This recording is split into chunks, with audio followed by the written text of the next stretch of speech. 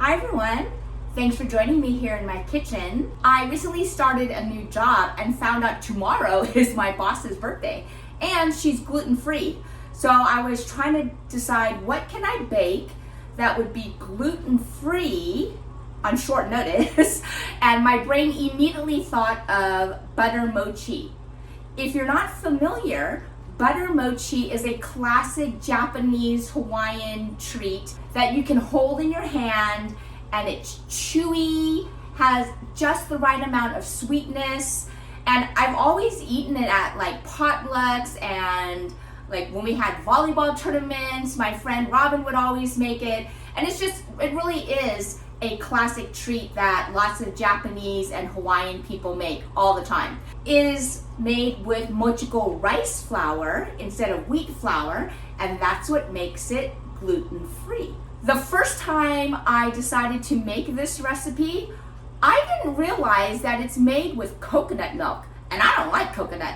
I don't like the texture of like dried or fresh or pickled or candied or whatever coconut. I don't like the texture and I don't like the taste, but I do like butter mochi. So I said, okay, I'll give it a try, and I made it, and it doesn't taste like coconut. So this is definitely a recipe that I will continue to make over and over again.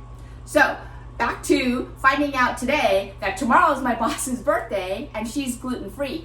So I knew I had all of the ingredients on hand except for one thing.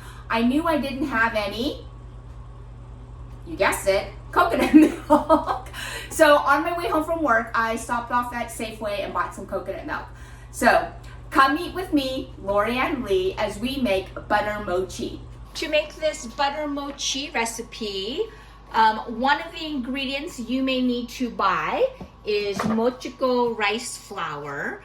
I typically have it on hand. And the only thing I actually needed to get was some coconut milk.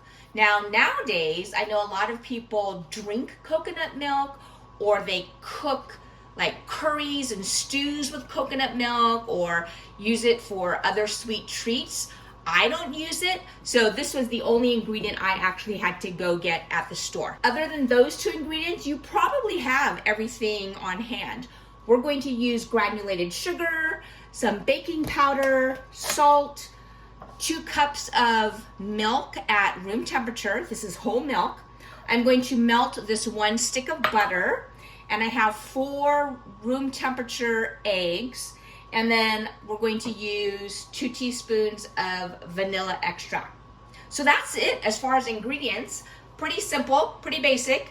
And even if you need to buy coconut milk or mochiko rice flour, you can find that at typical mainstream grocery stores. Like I've seen mochiko rice flour at Safeway, so you don't even need to go to an Asian market. As far as kitchen toys, you don't even need anything really special there. I'm going to use 1 large mixing bowl. I will be using my fine mesh strainer, my 9x13 Pyrex baking dish that I lined with a piece of parchment paper and I sprayed with Pam. And that's it. I lied. There is one more kitchen tool I'm going to use today, and that's my digital scale. And so I just turned it on, and I'm going to place my large mixing bowl on it. So now I can measure out my mochiko flour. You can just use 1 box of 16 ounces of mochiko flour, but since I have multiple boxes in here, I'm going to actually weigh out 450 grams. So I'm just using a rice scooper, and we're going to go up to 450, whoops.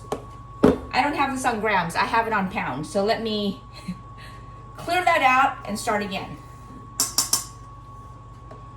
My digital scale lets me choose the measurement, and so I'm going to click the unit button until it gets to grams. Okay, that will be better. Okay, so I want 450 grams of mochiko rice flour. Okay, a little bit more. 454, so let me just scoop out a little bit. There we go. 450 grams of mochiko rice flour, and then we need 2 cups of granulated sugar. So by weight, that's going to be 454 grams. So I'm going to hit tare again, so that will make it back to 0. So now I'm going to add 454 grams of granulated sugar. Okay, that is 456. Let me just scoop out a little bit. 453. 454. So 454 grams of granulated sugar.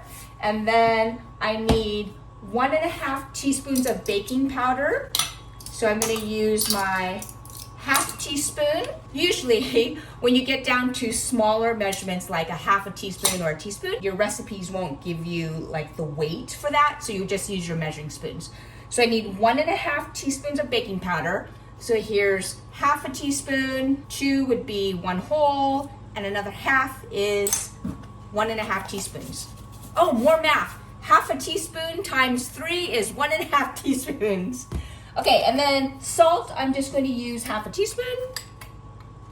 So there are my dry ingredients. I'm just going to give that a stir with my whisk. If you don't have a whisk, you can just use a spoon. That will be fine. So now that we have our dry ingredients, we're going to add in the wet. Whenever I'm cracking a bunch of eggs, I prefer to crack them into a bowl or a measuring cup separately before I add them into my bowl. Because if by chance there are any stray little shells, I can pick them out of here instead of trying to dig through all of this dry ingredients to dish out any shells. Now, here's a tip for you for cracking eggs.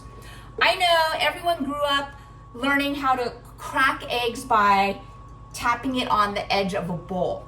But what that does is the shells go inward, right? They go inwards into the egg, and you frequently get shells in whatever you're pouring it out. I tap it on a flat surface, and then I pull the edges open and pour it into my measuring cup.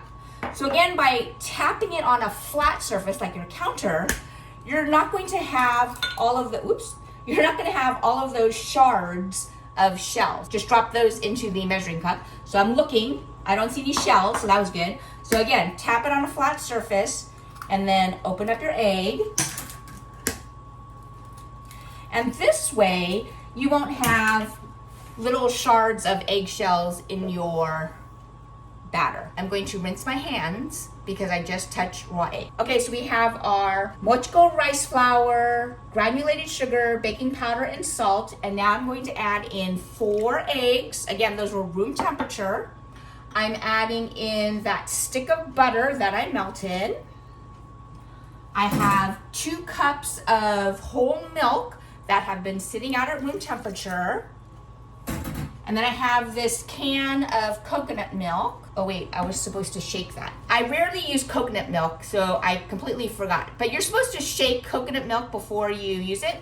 But look at, the top is like solid. It reminds me of lard.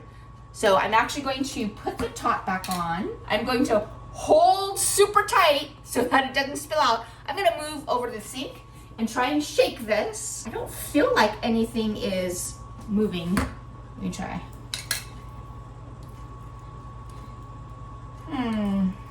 Oh, there now. Uh-oh, now it's coming out of the bottom. All right.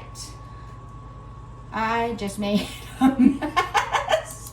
Okay, now that I have gotten some of it out of the top, can you see now it looks like there's solids and liquid?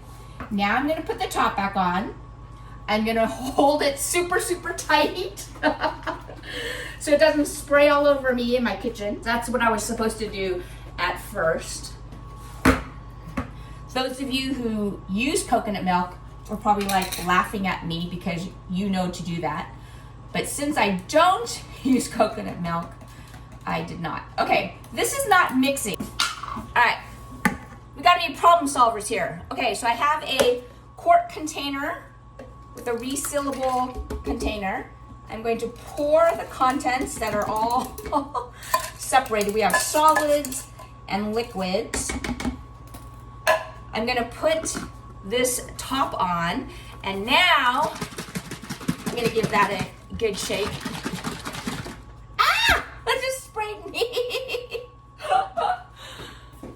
Okay, even though that's a resealable container, how did that get me in the face?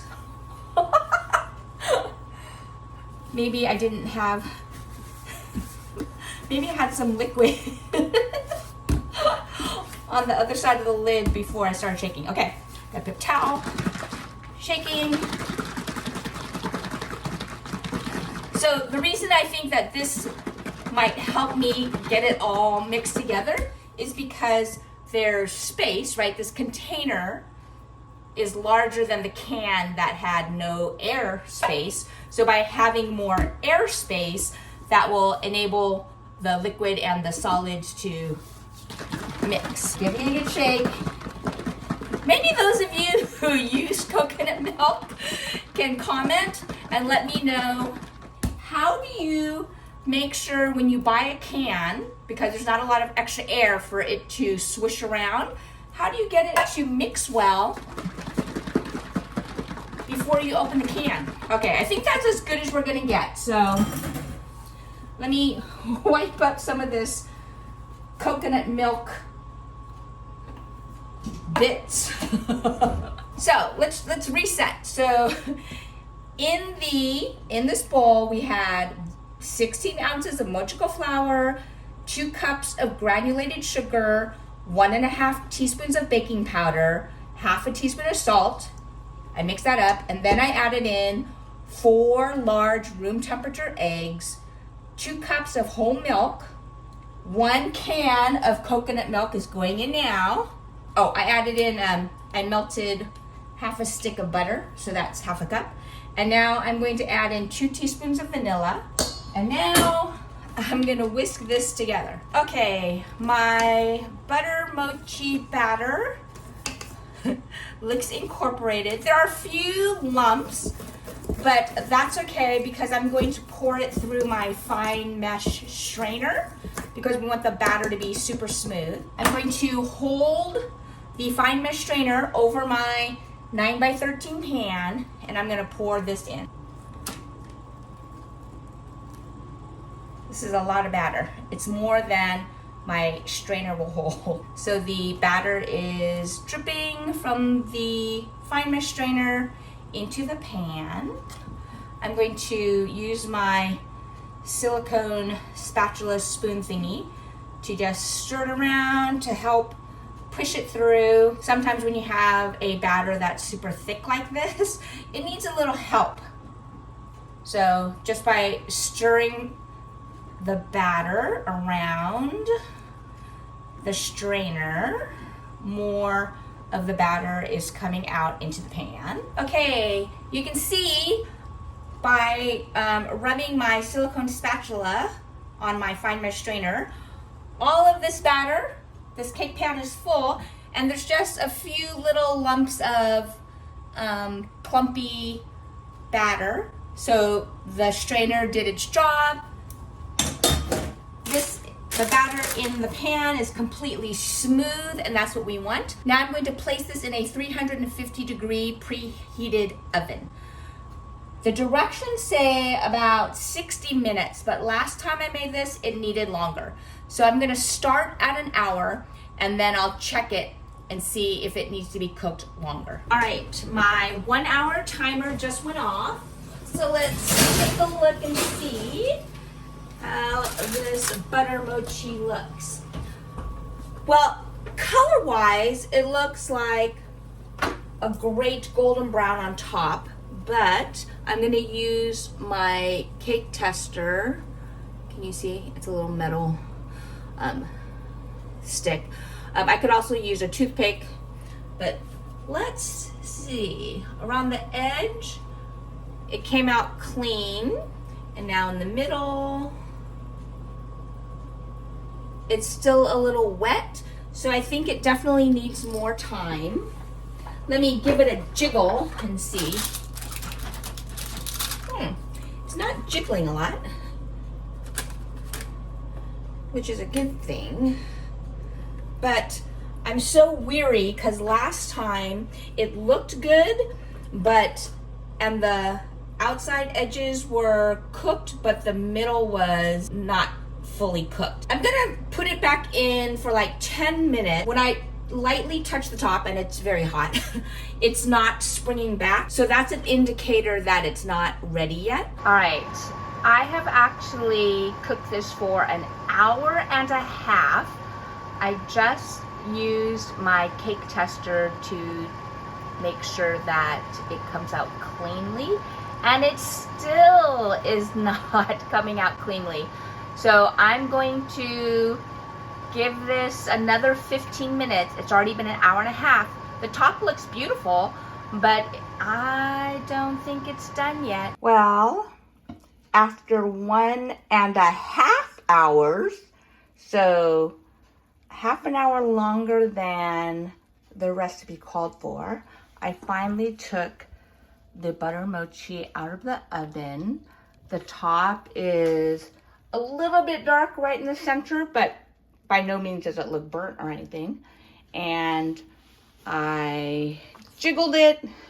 It doesn't look wet anymore in the middle, so I took it out, but it did take 30 minutes longer than the anticipated 1 hour. All right, it is the next day, but let's take a look at this butter mochi. I had planned on baking this for 1 hour, but like I said last night, I needed to keep adding more time because it just didn't seem set. I baked it at 350 degrees for an hour and a half, and then I turned off the oven and just let it sit in the oven overnight so it got that residual heat.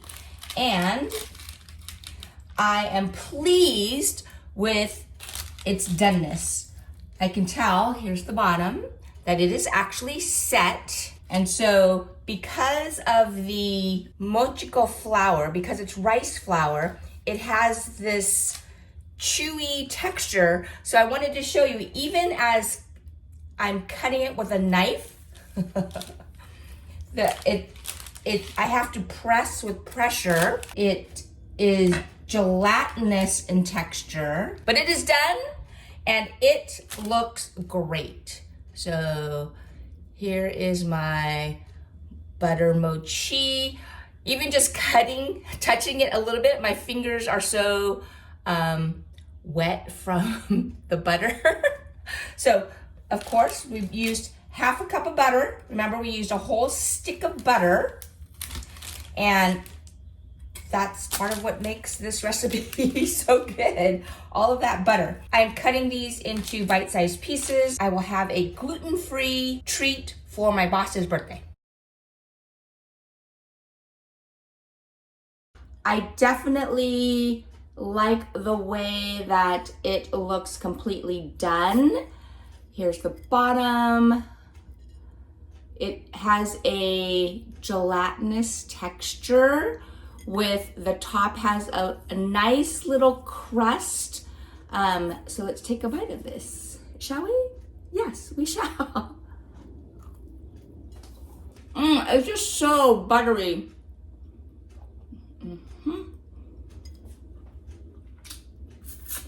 This was a successful batch of butter mochi.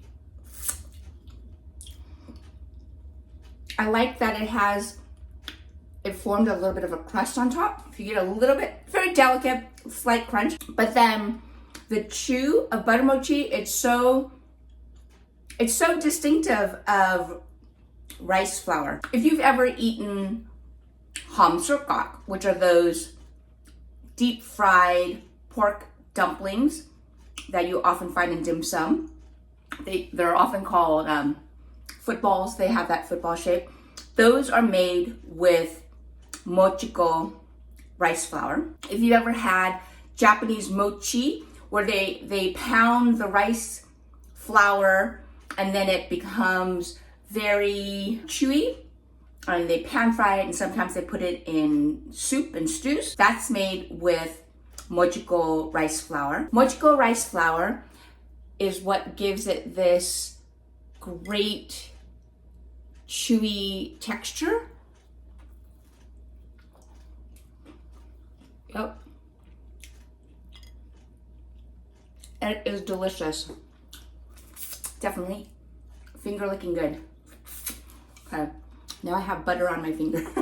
Again, very few ingredients, no real special kitchen toys to speak of, and you get a delicious gluten-free treat. Let me know in the comments your tips for dealing with that coconut milk, because that was a disaster for me. Try this recipe and let me know how it goes. Maybe next time I'll try adding some cocoa powder and make chocolate mochi. Or, I'm not a huge fan of matcha, but maybe I can try other flavors. But I definitely love this classic Japanese Hawaiian butter mochi recipe. It took me much longer than anticipated. So I ended up, instead of 1 hour, I did 1.5 hours of baking time. I just turned off the heat and went to bed. And that residual heat and time cooling in the oven was perfect to really make sure that my butter mochi was set. The very first time I made the recipe, I cooked it longer than the hour, but then the edges were cooked, but the middle was still not cooked. So that was not good. So I'm glad that I had that experience from the first time, so that I knew what to look for and how to adapt the recipe. And so I ended up doing 1.5 hours, and then I let some residual oven heat finish off the cooking, and it turned out great. Don't forget to like and subscribe and check out this other video. I think you'll like it too. Thanks again for joining me. I'll see you next time. Come eat with me, Lorianne Lee.